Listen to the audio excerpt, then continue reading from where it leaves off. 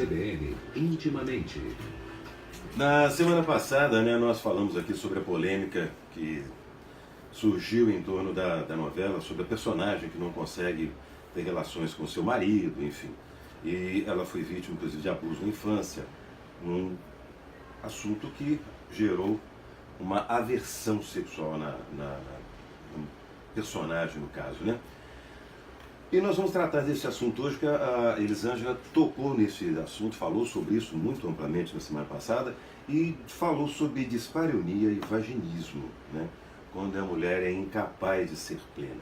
E nós vamos vamos aprofundar mais sobre esse assunto hoje. Nós não, né? Mas propriamente dito, a nossa sexóloga e psicóloga Elisângela Pereira. Bom dia, Elisângela, tudo bem? Bom dia, Marcelo, tudo bem? Bom dia, ouvintes, internautas. Pois é, você tinha citado essas outras disfunções, né, não causadas por abusos, que podem impedir que mulheres se relacionem de forma sexualmente saudável com seus parceiros. O que é dispareunia? Então, dispareunia é uma dor intensa durante o ato sexual. Sim. A mulher, muitas vezes, ela não consegue ter a penetração, porque ela começa a sentir tanta dor que aí ela pede parceiro para parar. E é claro que isso gera uma angústia muito grande, tanto para a mulher, né, quanto, no caso, para o casal. Sim. Várias vezes eles tentam ter essa relação e ela não consegue ser concretizada por causa dessa dor intensa. É comum isso?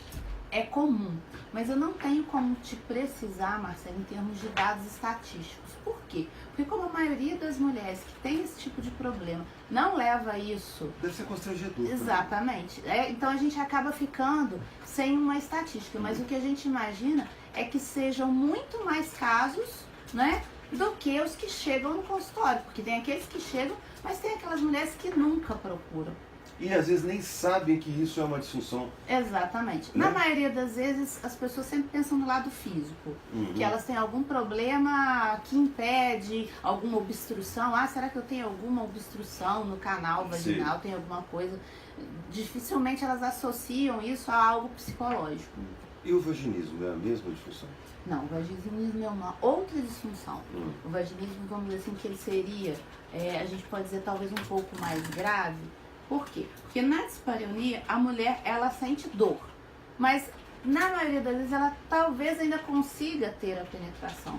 O vaginismo, ele impede a mulher totalmente.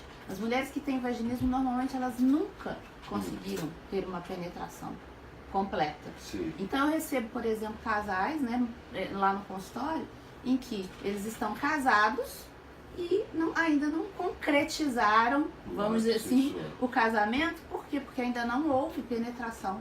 O homem simplesmente ele não consegue penetrar essa mulher, porque na hora do ato sexual ela se sente tão afrontada, talvez, tão invadida, tão violentada, que ela trava, né, aquela região pélvica ali, a região muscular, parte da coxa, que é impossível haver penetração. Tem algum problema físico, anatômico associado isso ao canal vaginal? Normalmente não, que é a primeira dúvida que as mulheres têm. A primeira coisa que se pensa é isso, né? Que tem alguma coisa impedindo, mas não é. Na realidade é a sua mente, né? No caso é a mente dessa mulher tentando se proteger de alguma forma. É inconsciente então, isso? É inconsciente. Ela não percebe. Quando ela vê, quando ela sente que ela está sendo, entre aspas, porque ela entende aquilo como uma violência, então ela trava os músculos da coxa e aí não tem como ter penetração. Então é psicológico.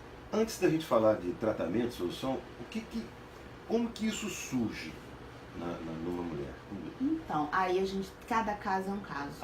A gente tem que fazer um estudo, por isso que o interessante é que essa mulher seja encaminhada para um profissional especializado em sexualidade, né, fazer uma terapia sexual para entender. Pode ter sido um abuso também? Pode, mas não necessariamente. Pode ser, por exemplo, vítima de uma família extremamente rígida na educação sexual. Era aí que eu queria chegar. Entende? Uma menina que foi educada de uma forma onde foi falado pra ela que sexo não era uma coisa bacana, que sexo é pecado. Falou, mas mesmo depois que casou, então se o problema era esse, agora tá casada, então resolveu. mas só que vamos dizer assim, aquela informação ela permanece na mente, como o sexo sendo uma coisa inadequada. Então aí ela não consegue se entregar para esse parceiro e ter essa relação. Então a gente tem que fazer um processo de descondicionamento dessa mente para que ela então consiga ter essa relação. E já recebi pessoas assim que já estavam há mais de um ano casadas e que não tinham tido relação ainda. Seria o homem, o parceiro, enfim, o outro lado da relação, ele também deveria participar dessas terapias, dessas consultas, ou fazer separado? Você acha que isso ajudaria ou não? Normalmente eu chamo parceiro. Normalmente a mulher procura ou o casal procura. Os dois vão juntos.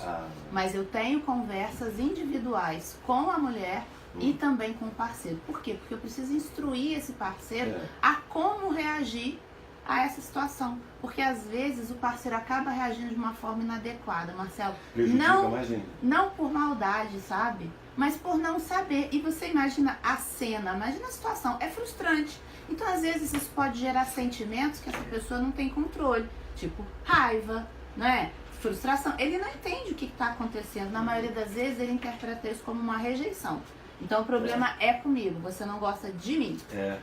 Então eu tenho que chamar esse parceiro, eu tenho que chamar esse homem e explicar para ele, né, que isso é um problema, que isso é uma disfunção, que ela não tem culpa, que a gente está num processo de investigação, vamos entender por quê e da onde é que isso veio e que devagar isso vai desaparecer. Mas que a ajuda dele, a contribuição dele é muito importante para a melhora mais rápida dessa mulher. Quanto mais o parceiro colabora, quanto mais ele é participativo e colaborativo, o resultado do tratamento dessa mulher, ele é muito mais rápido. Os resultados vêm muito mais facilmente e com mais leveza. Não é? Porque eles aprendem a conversar sobre isso também de uma forma natural. Porque a questão é a seguinte, as pessoas elas podem ter problemas em qualquer área, não é? Mas quando o problema é na sexualidade, isso é tratado de uma forma muito mais delicada, de uma forma mais distorcida, sabe? Por quê? Porque o Brasil é um país extremamente sexualizado. A gente dá muita importância para o sexo, mas a gente deixa, às vezes, de pensar que o sexo, muitas vezes, assim como qualquer outra parte qualquer outra área da nossa vida, também pode trazer dificuldades. Sim, não é? Gerar disfunções. Exatamente. Eu posso ter um problema de ouvido, não é? Eu posso ter um problema de visão, eu posso ter um problema sexual. E todo mundo passa por isso, de uma forma ou de outra, com um problema ou outro. A questão é que ninguém fala. Então fica essa coisa velada. Fica velado, aí a coisa se torna mais complicada e mais difícil de ser tratada. Sim, porque aí fica parecendo que eu sou um ET de Varginha, né? É só eu que tenho esse problema. Todo mundo tem a vida sexual maravilhosa, plena, incrível, e a minha vida é uma droga. Então, é importante falar. É importante falar. Lisângela, obrigado também pela sua participação. Semana que vem eu te espero novamente. Se Deus quiser, a gente está aí firme e forte. Um beijo no coração de todos. Tchau, tchau. CBN Intimamente com a psicóloga e sexóloga Elisângela Pereira.